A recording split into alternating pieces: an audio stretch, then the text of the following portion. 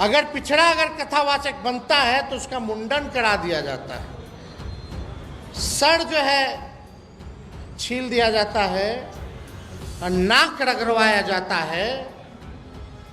हम ज़रूर भरोसा दिलाएंगे कि अगर बिहार में इस प्रकार का अगर काम कोई करेगा तो हम लोग छोड़ने वाले लोग नहीं हैं। श्री अखिलेश यादव जी ने जो एक श्रीमद् भागवत कथा करने वाले आचार्य का सम्मान करना चाहिए, उसे केवल अपनी जाति की सीमा में ला करके पहुंचा दिया। यूपी के इटावा जिले में यादव कथावाचक के अपमान वाली घटना अब तूल पकड़ती जा रही है और सिर्फ यूपी नहीं बल्कि पड़ोसी राज्य के नेताओं की बयानबाजी से भी ये मामला गर्म हो गया है।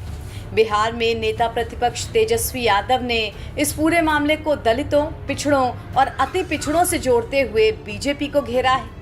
मंच से इस घटना के बारे में तेजस्वी यादव ने कहा कि अगर बिहार में ऐसी घटना होती तो हम छोड़ते नहीं।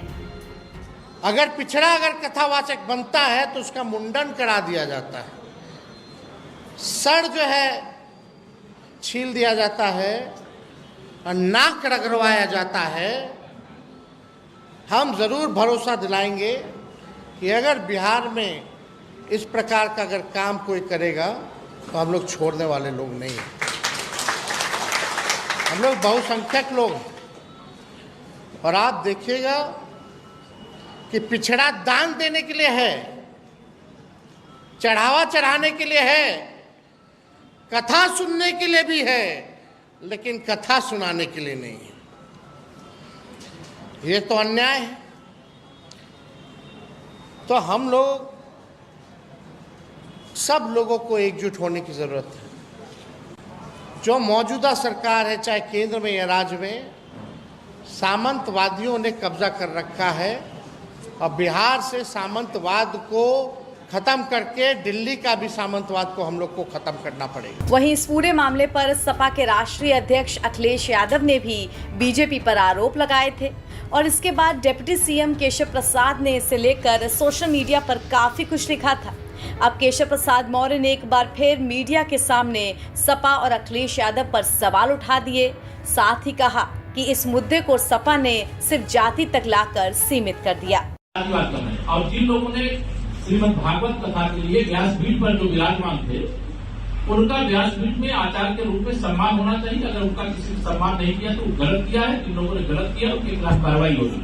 लेकिन श्री अखिलेश यादव जी ने जो एक श्रीमद् भागवत कथा करने वाले आचार्य का सम्मान करना चाहिए, उसे केवल अपनी जाति की सीमा में ला करके। यहाँ बताते चले कि ये पूरी घटना यूपी के इटावा जनपद की है। यहाँ दादरपुर गांव में 22 जून को कथित यादव कथावाचकों और उनके साथियों के साथ मारपीट की गई, जिनके वीडियो सोशल मीडिया पर वायरल हुए। कथावाचक मुकुटमणि सिंह के मुताबिक गांव के ब्राह्मणों ने पहले उनकी जाति पूछी। जब उन्होंने बताया कि वो यादव बिरादरी से हैं तो उन पर दलित होने का आरोप लगाते हुए धमकाया, सिर मुड़वाया, नाक रगड़वाई और फिर मारपीट की गई।